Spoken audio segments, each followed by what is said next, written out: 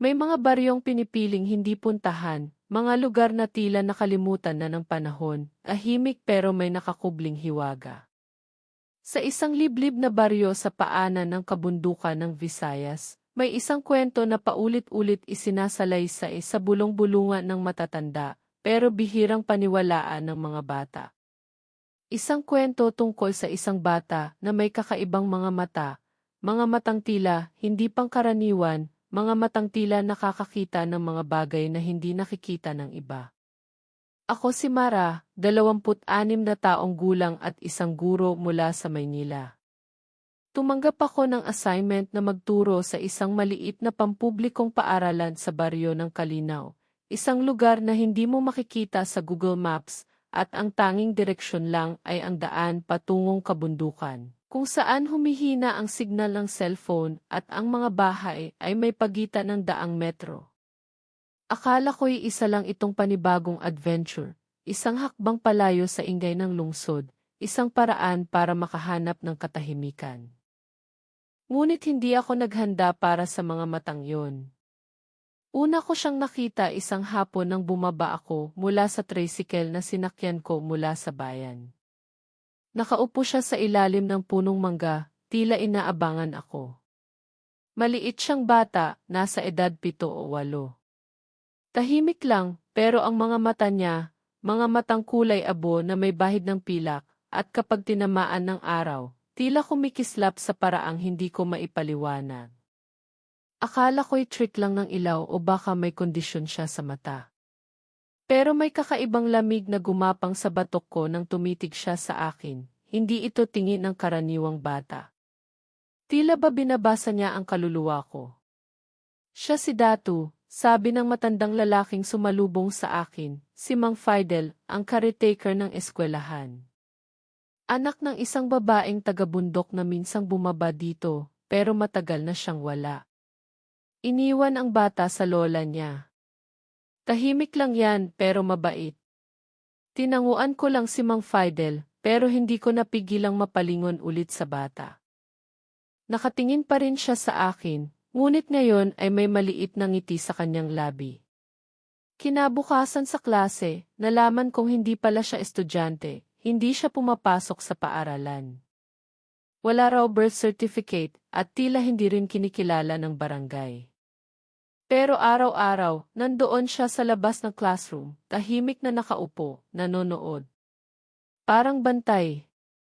Lumipas ang mga araw at nagsimula akong mapalapit kay Datu. Isa siyang batang marunong tumawa, marunong makinig. Pero kahit gaano siya kabait, hindi ko pa rin maiwasang mapansin ang kakaiba niyang presensya. Minsan, habang naglalakad kami pa uwi, bigla na lang siyang titigil at tititig sa kawalan. Nakikita mo ba sila, Ate Mara? Tanong niya minsan. Sino? Tanong ko, pilit na hindi nagpapahalata ng kaba.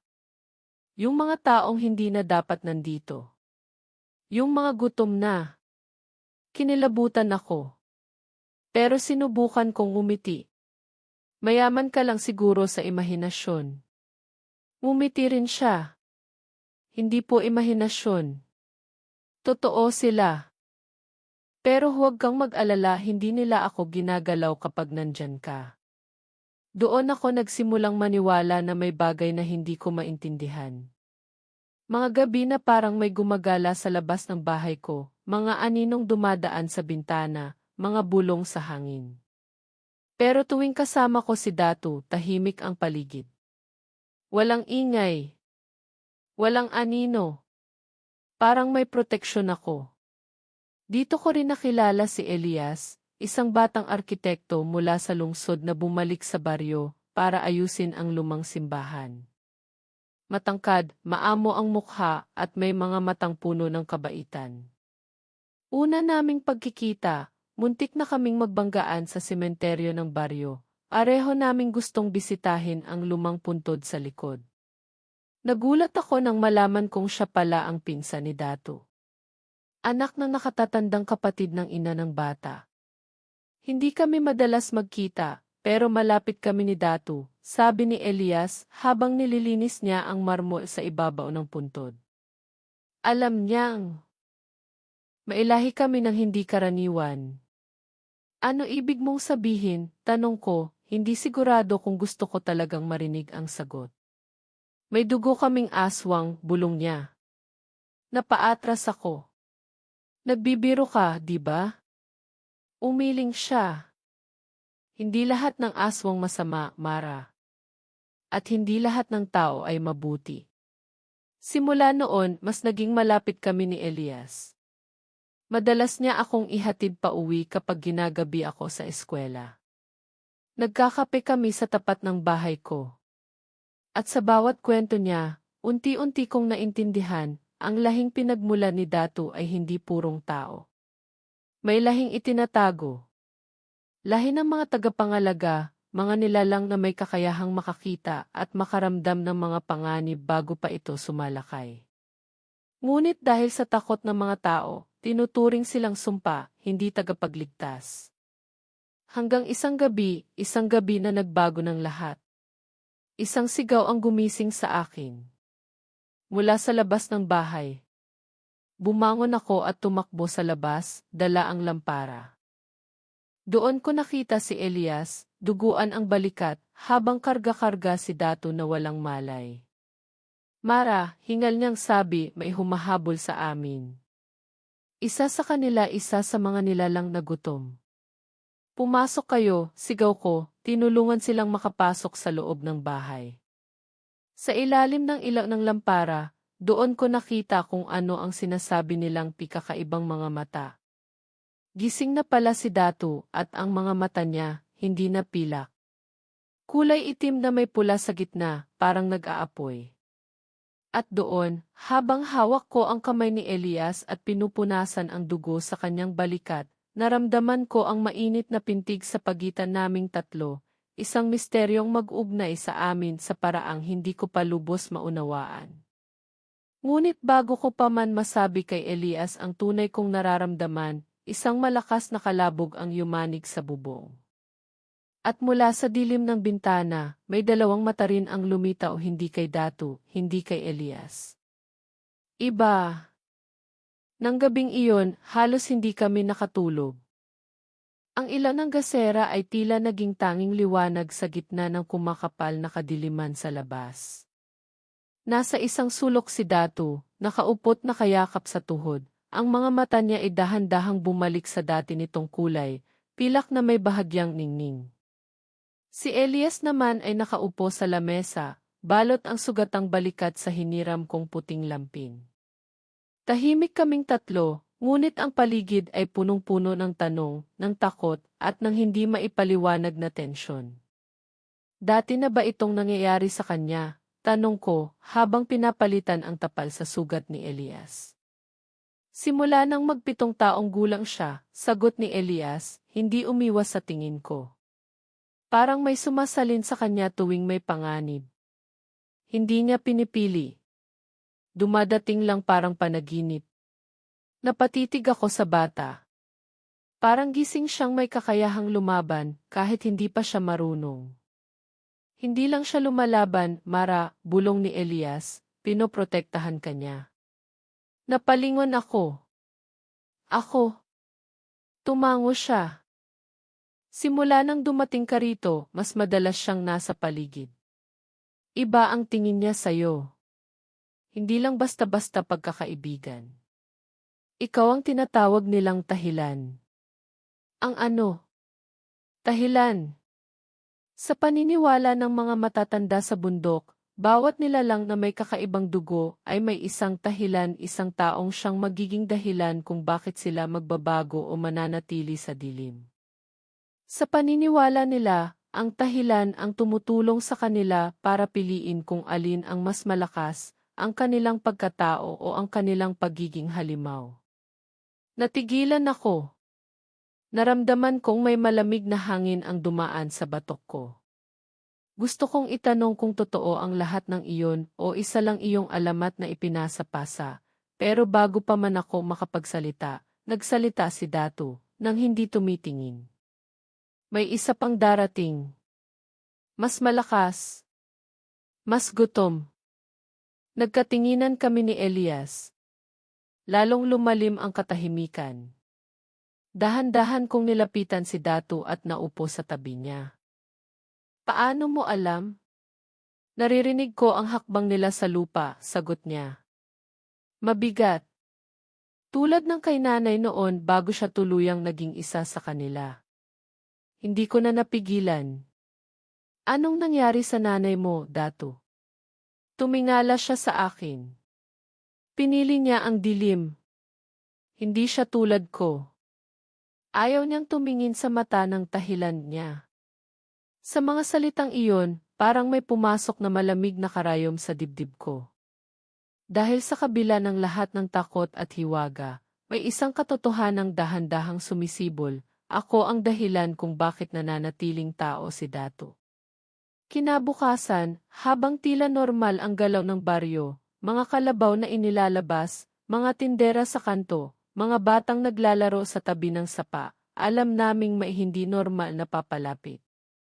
Kaya nagpasya si Elias na bumalik muna sa lumang simbahan, upang kunin ang ilang gamit na maaaring magamit sa pagprotekta sa bahay. Ako na lang ang pupunta, sabi niya.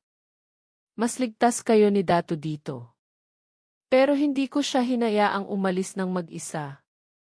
Kung totoo ang sinasabi ni Datu, hindi na tayo ligtas kahit saan. Sasama ako. Nagkatinginan kami. Sandaling katahimikan. At doon ko nakita sa mga mata ni Elias ang isang bagay na matagal na niyang hindi sinasabi, ang pag-aalala, hindi lang kay Datu, kundi sa akin. At marahil pagmamahal. Naglakad kami pauwi ng simbahan habang si Datu ay naiwan muna kay Mang Fidel.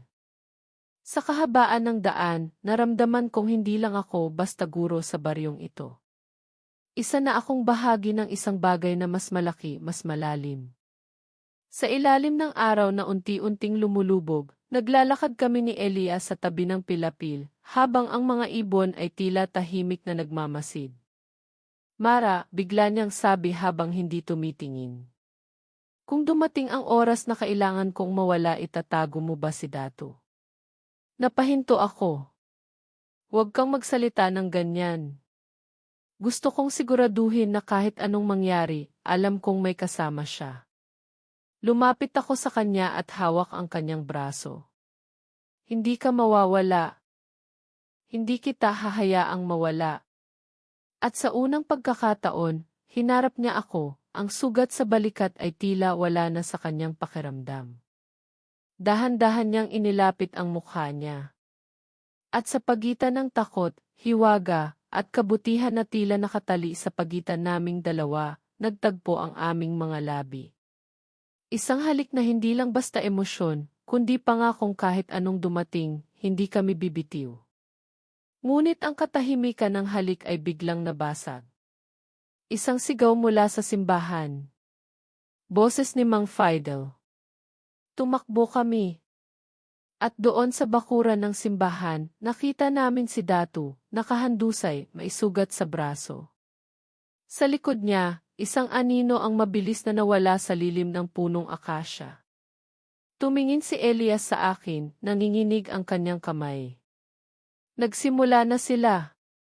Ang gabi ay muling bumalot sa baryo, gaya ng isang lumang kumot, mabigat, malamig, at puno ng mga alaala ng kung anong mga nilalang na minsang gumalaw sa dilim.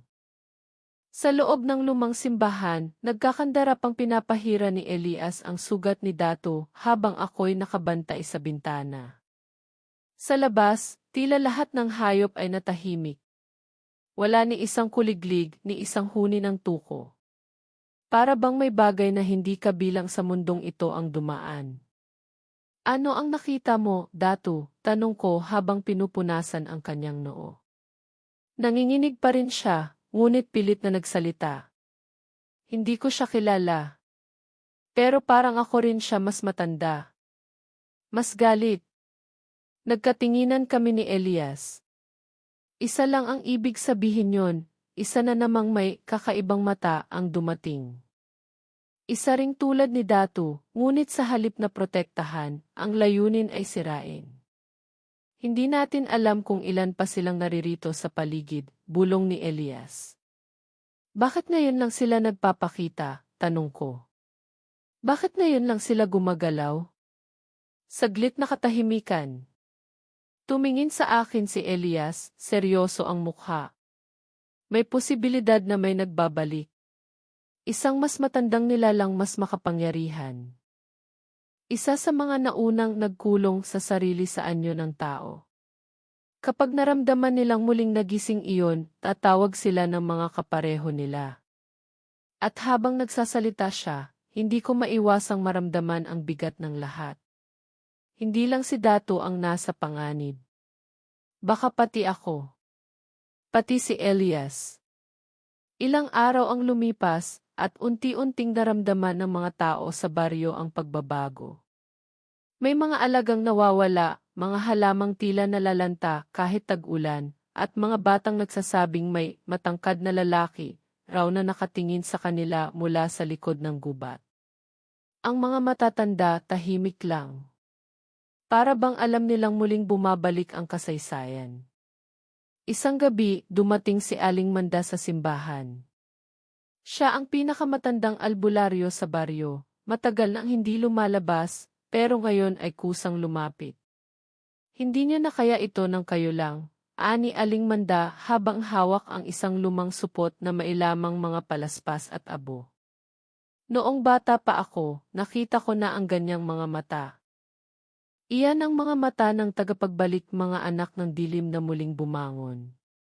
Pero may isa pang mas malalim na dahilan kung bakit siya nandito. Tumahimik kami. Hinintay namin ang kanyang paliwanag. Ang dahilan, bulong niya. Kapag natagpuan ng isang tagapagbalik ang dahilan ng kapareho niyang nilalang maaari niya itong gamitin para tuluyang mapalayo sa liwanag ang kalaban niya. Napalunok ako. Bakit? Tanong ko. Ano na kinalaman ko rito? Tiningnan ako ni Aling Manda, tila tagos ang tingin sa kaluluwa ko. Dahil ikaw ang dahilan kung bakit nananatiling tao si Dato. At dahil doon ikaw din ang kahinaan niya. Isang malamig na hangin ang dumaan. Napayakap ako sa sarili ko. Mula sa kabila ng bintana, nakita ko si Dato na nakaupo sa lumang bangkito, nakatingin sa langit. Minsan naiisip ko pa rin, dapat ba talaga akong manatili rito? Kinagabihan, hindi ako makatulog. Lumabas ako sa bakuran ng simbahan. At doon ko nakita si Elias, nakatingin sa papalubog na buwan, malalim ang iniisip. Lumapit ako. Kanina pa ako gising. Hindi ko mapakali, sabi ko. Alam ko, tugon niya. Nararamdaman ko rin. Nagkatitigan kami. Hindi ko alam kung takot ba ang mas nangingibabaw o ang kakaibang koneksyong hindi namin kayang pangalanan. Sa isang sandali, parang tumigil ang oras. Elias, bulong ko, ano tayo ngayon? Hindi siya agad sumagot. Pero nang magsalita siya, buo at malinaw. Sa dami ng hindi natin alam, isa lang ang sigurado ako. Gagawin ko ang lahat para maprotektahan kayo. Ikaw, si Dato at ang mundong ginagalawan natin. Dahan-dahan niyang hinawakan ang kamay ko. Sa haplos niya, tila lahat ng takot ay pansamantalang nawala. Pero bago pa man namin madama ng buo ang sandaling iyon, may narinig kaming paggalaw sa likod ng simbahan. Mabilis kaming bumalik. Wala si Dato. At sa sementeryo sa likod ng lumang pader, nakita namin siyang nakatayo, hindi gumagalaw, tila may kinakausap sa dilim. Sa tapat niya, isang lalaki. Matangkad, maputla, at ang mga mata, mas mapula pa sa anumang nakita ko sa buong buhay ko. Dato, lumayo ka, sigaw ko. Ngunit hindi siya gumalaw. Tumingin sa akin ang lalaking may mapulang mata at mumiti siya.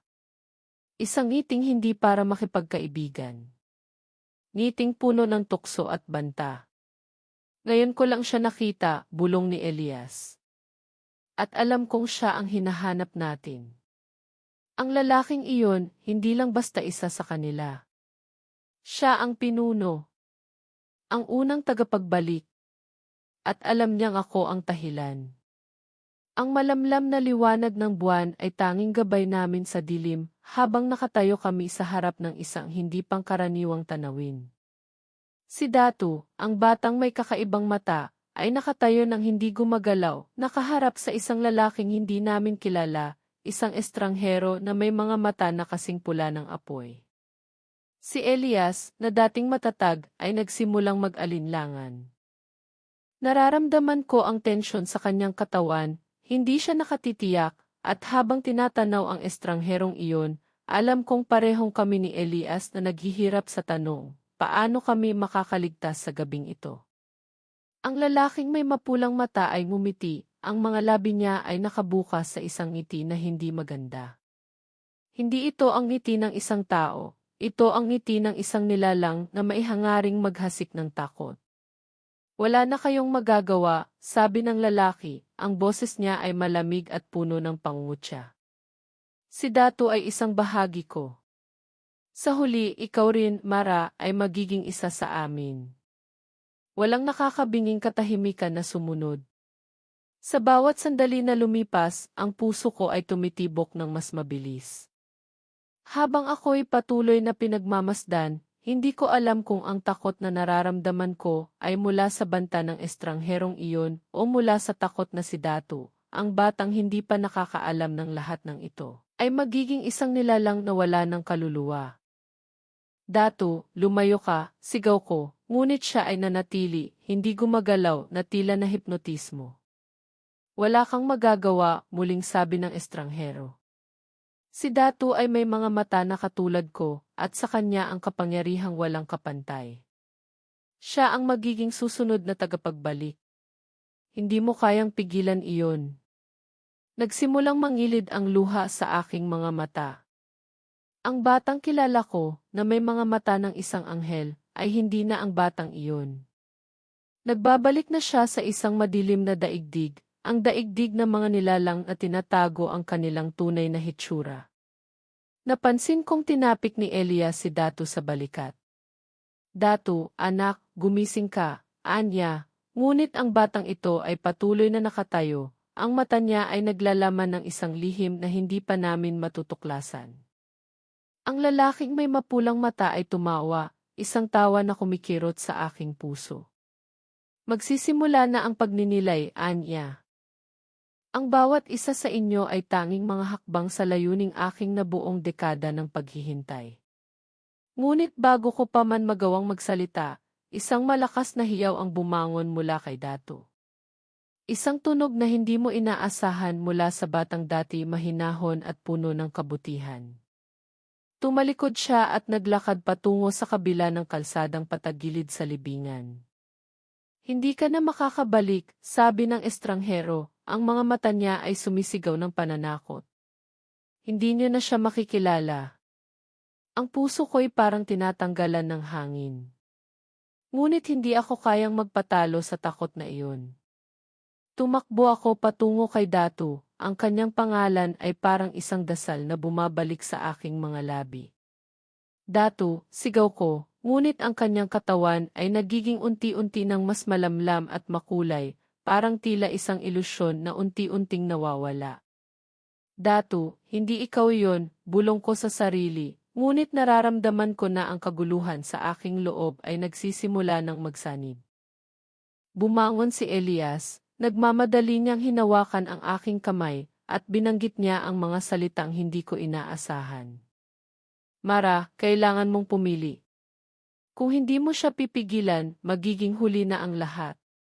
Pipigilan ko siya, sagot ko, ang lakas ng aking boses ay nagbigay sa akin ng tapang. Hindi ko siya hahayaan. Habang tinutuklasan ko ang hindi maipaliwanag na nararamdaman ko, naramdaman ko na ang presensya ng lalaking may mapulang mata ay lalapit na sa amin. Ang kanyang paggalaw ay mabangis at matalim, at ang dilim na bumabalot sa kanya ay nagiging mas makapal at mas nagiging malamig. Hindi ito tapos, Mara, anya habang papalapit siya. Kung si Datu ay maghihirap, ikaw rin ang magiging dahilan. Tumingin ako kay Elias.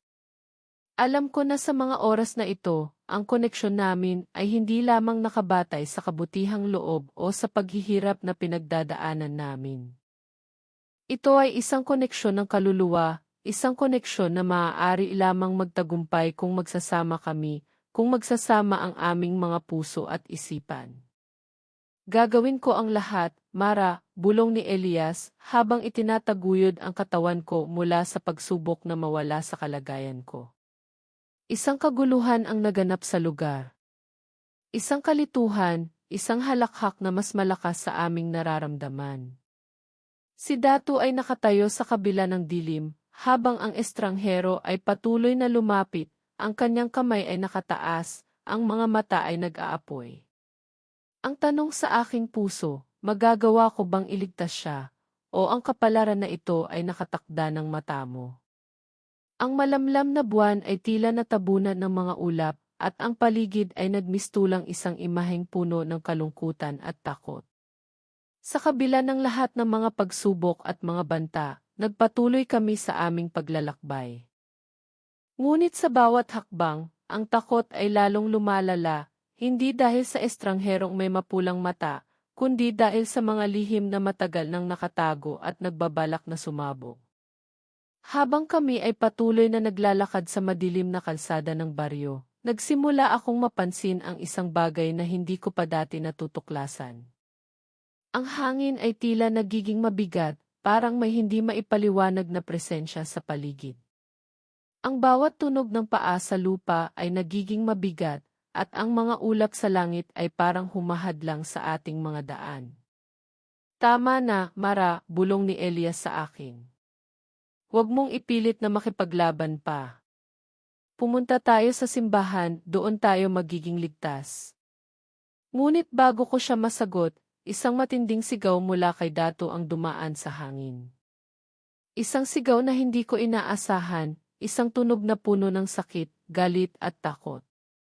Datu, sigaw ko, tumakbo ako patungo sa direksyon ng sigaw. Ang puso ko ay umiikot sa takot at pag-aalala. Ngunit nang makarating kami, ang nakita ko ay hindi ko kailanman inisip na mangyayari. Si Datu ay nakatayo sa harap ng estranghero, ngunit ang kanyang mata ay nagliliwanag, hindi na ito ang parehong batang kilala ko. Isang bagong Datu, isang mas madilim na nilalang, ang aking nakikita. Ang lalaki na may mapulang mata ay tumawa ng malakas. Tinanong mo kung paano magbabalik si Datu, Mara? Narito na ang sagot. Siya ay mula sa aming lahi at ngayon, siya ang aming pinili. Hindi ako makapaniwala. Ang batang Datu, ang batang iniingatan ko, ay naging isang bahagi ng madilim na nilalang na nagbabalik. Ngunit sa kabila ng takot, ang puso ko ay hindi sumuko. Datu, hindi ikaw iyon, sigaw ko, nanginginig ang aking mga labi. Ang tanging tugon ni Datu ay isang malamlam na ngiti, isang ngiti na hindi ko nakikita noon. Hindi na ako ang Datu na kilala mo, Mara. Ang mata ko ito ang tadhana. Naramdaman ko ang isang matinding sakit sa aking dibdib, at isang matinding takot ang sumik sa aking puso. Hindi ko alam kung anong nangyari sa batang ito, at kung paano siya napasama sa lahat ng ito, ngunit nararamdaman ko na parang may mas malalim pang lihim na nakatago. Habang ako'y patuloy na naguguluhan, isang huling pahayag mula sa estranghero ang tumagos sa aking isipan. Ang Datu na kilala mo ay hindi na siya, Mara. Ang mga mata niya, ang kapangyarihan niya, ito ay hindi mo kayang pigilan. Siya ay ang susunod na lider ng aming lahi. Bago ko pa magawang magsalita, si Elias ay dumaan sa aking tabi. Mara, tingnan mo ang mata ni Datu. Tumigil ako. Ang kanyang mata, hindi na ito ang mata ng isang inosenteng bata. Ang mata niya ay nagsimula ng magbago. Isa itong dilaw na liwanag na patuloy na lumalakas at lumalawak. Hindi ko alam kung anong klaseng pagbabago ito. Ngunit nag-umpisa akong magduda sa lahat ng bagay na alam ko. Isang malamig na hangin ang dumaan at nagdala ng isang matinding lamig. Lumingon ako kay Elias, at nakita ko sa kanyang mga mata ang takot na hindi ko nakita noon. Ang bata na noon ay puno ng inosensya at kabutihan ay hindi na siya ang dato na minahal ko. Nagsinungaling ako, bulong ni Elias, ang kanyang tinig ay puno ng pasakit. Mara, may mga lihim akong hindi nasabi sa iyo. Si Datu, siya ay may bahagi sa isang mas matinding puwersa. Hindi ko na kayang pigilan ito. Isang matinding katahimikan ang bumalot sa amin.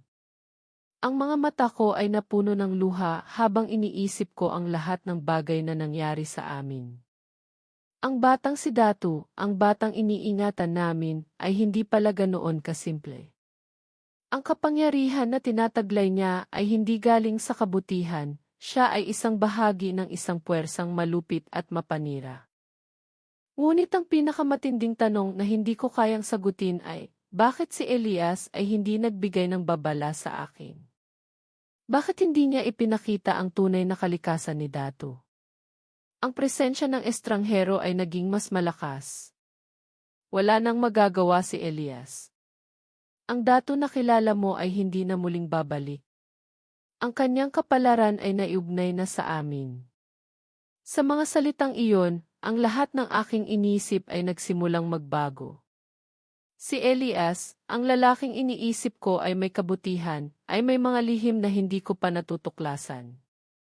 At si Datu, ang batang iyon, ay magiging isang nilalang na hindi ko kayang pigilan. Bakit, Elias, tanong ko, ang mga luha ko ay bumagsak sa aking mga pisngi? Bakit hindi mo ako tinulungan? Ang mga mata ni Elias ay puno ng sakit. Kasi, Mara, si Datu ay hindi lang anak ng isang tao. Siya ay ang susunod na tagapagligtas, at siya ay bahagi ng isang madilim na misyon. Isang matinding sigaw ang bumasag sa katahimikan, isang sigaw na nagmula kay Datu. Ang kanyang katawan ay kumilos ng mabilis, at bago pa kami makapagsalita, ang dilim ay sumikmula sa kanyang mga mata. Ang malamlam na buwan ay muling sumilip mula sa likod ng mga ulap, ngunit sa oras na iyon, parang hindi na ito ang buwan na kilala ko. Ang lahat na nangyari, lahat ng sakit at takot, ay tila humantong na sa isang hindi maiiwasang wakas. Ang kanyang mga mata, ang mga mata ni Datu na kumikislap ng dilaw na liwanag, ay nagbigay sa akin ng pakiramdam ng pagkatalo. Ngunit sa kabila ng lahat ng iyon, may isang damdamin na nagsimula muling bumangon sa aking puso, pag-asa. Datu, bulong ko, ang aking tinig ay puno ng kalungkutan at determinasyon. Hindi ikaw iyon. Hindi ka magiging ganito. Ang mata mo ay hindi ikaw. Hindi ka dapat maging bahagi ng madilim na puwersang ito. Naramdaman ko ang init ng mga luha sa aking mata, ngunit hindi ko pinansin. Laban na ito. Hindi ako pwedeng mawala ng pag-asa. Ang batang inaalagaan namin ay hindi ganito, Datu. Hindi ko hahayaan na mawala ka sa amin. Ngunit ang kanyang mga mata na ngayon ay kumikinang na parang apoy, ay nanatiling malamig at walang pakiramdam. Ang Datu na kilala mo ay wala na, sagot niya, ang boses ay puno ng galit at sakit. Ang mata ko ay may kapangyarihan. Wala nang makakapigil sa akin ngayon. Habang nagsasalita siya, naramdaman ko ang presensya ng estranghero na palapit ng palapit. Ang kanyang mga mata ay nagliliwanag ng kasiyahan, habang si Elias, na nakatayo sa tabi ko, ay tahimik na pinagmamasdan ang pangyayari. Elias, ano na ang nangyari? Tanong ko, ang aking mga mata ay puno ng pagdududa. Bakit hindi mo ako tinulungan? Bakit hindi mo sinabi ang lahat? Si Elias ay tumingin sa akin, ang kanyang mga mata ay puno ng pagsisisi. Mara, sinabi niya ng mahinahon, lahat ng ito ay bahagi ng isang mas malaking plano. Si Datu siya ay may misyon na hindi natin kayang pigilan. Nag-aalab ang kanyang mga mata habang sinasabi ito. Alam ko na hindi mo maiintindihan, pero si Datu, siya ay isang tagapagligtas ng lahi namin. Hindi ko kayang itulak siya pabalik. Kailangan niyang tapusin ang kanyang tadhana. Ang kanyang mga salita ay nagdulot sa akin ng matinding sakit. Ang batang minahal ko, ang batang alam ko, ay nawawala na. Si Datu ay hindi na siya, at hindi ko kayang tanggapin iyon. Ngunit sa kabila ng lahat ng takot at sakit, hindi ko hinayaan na ang lahat ay magtapos dito. Hindi ko kayang maniwala na ito ang katapusan, bulong ko kay Elias. Hindi ko kayang mawalan ng pag-asa. Isang malalim na sigaw ang bumasag sa aming pagitan. Si Datu, ang batang naging tampok ng ating mga alaala, ay kumilos ng mabilis. Ang kanyang katawan ay nagningning sa dilim, at ang mga mata niyang kumikislap ng dilaw na liwanag ay nagpapakita ng hindi malirip na lakas. At sa kabila ng lahat ng sakit, ng lahat ng pagkatalo, ako ay tumakbo patungo kay Datu. Tumakbo ako kahit alam kong may panganib, kahit alam kong ang batang iyon ay may napakalaking kapangyarihan. Ang puso ko ay punong-puno ng sakit, ngunit hindi ko kayang mawala ng pag-asa. Datu, sigaw ko, ang aking tinig ay puno ng pighati. Hindi mo kailangang maging ganito. Hindi ito ang iyong tadhana. Sa isang iglap, tumigil si Datu. Tumingin siya sa akin, ang kanyang mga mata ay kumikislap ng kalungkutan, at isang matinding sigaw ng pagsisisi ang umabot sa kanyang mga labi. Hindi ko alam kung anong nangyari sa akin.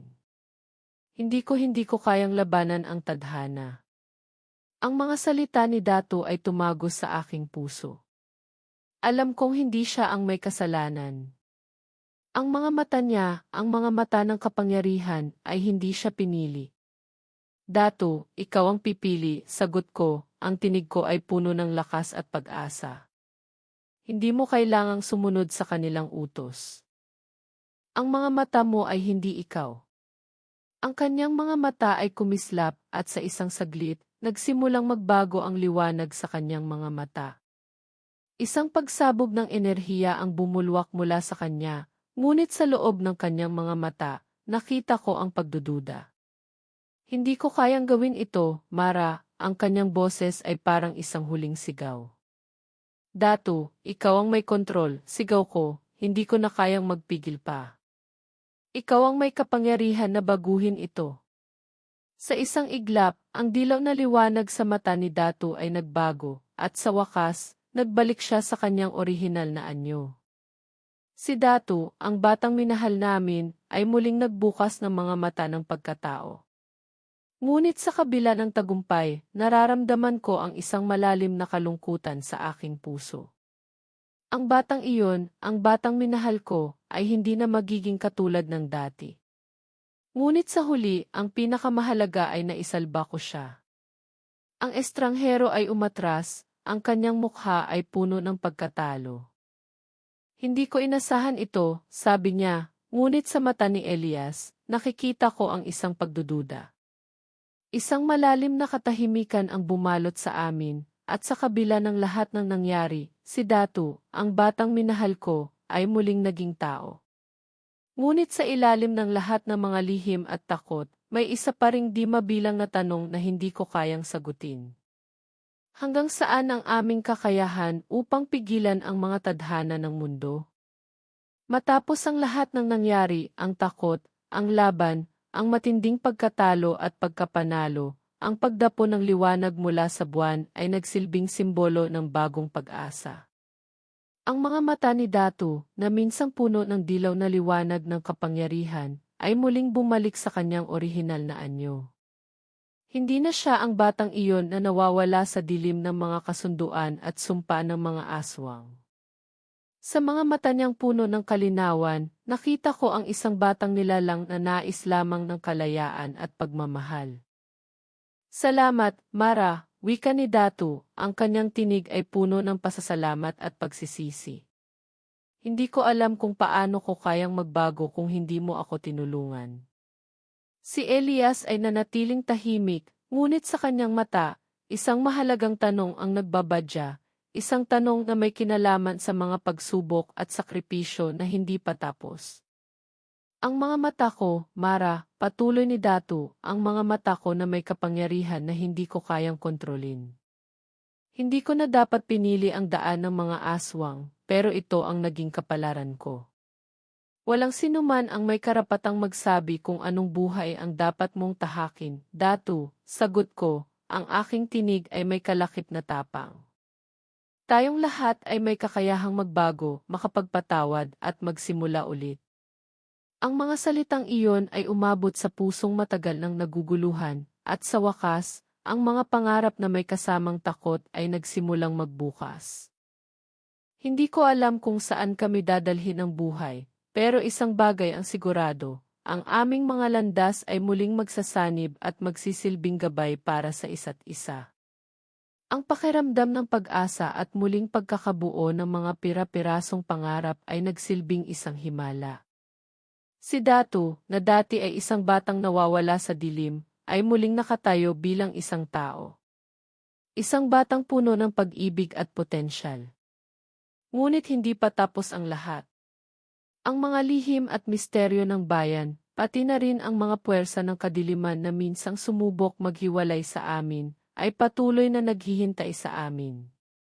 Kasama si Elias, nagsimula kaming maglakbay patungo sa isang bagong bukas na puno ng mga pagsubok at sakripisyo. Alam ko na ang aming kwento ay hindi magtatapos dito, ngunit ang lahat ng bagay ay natutunan sa huli.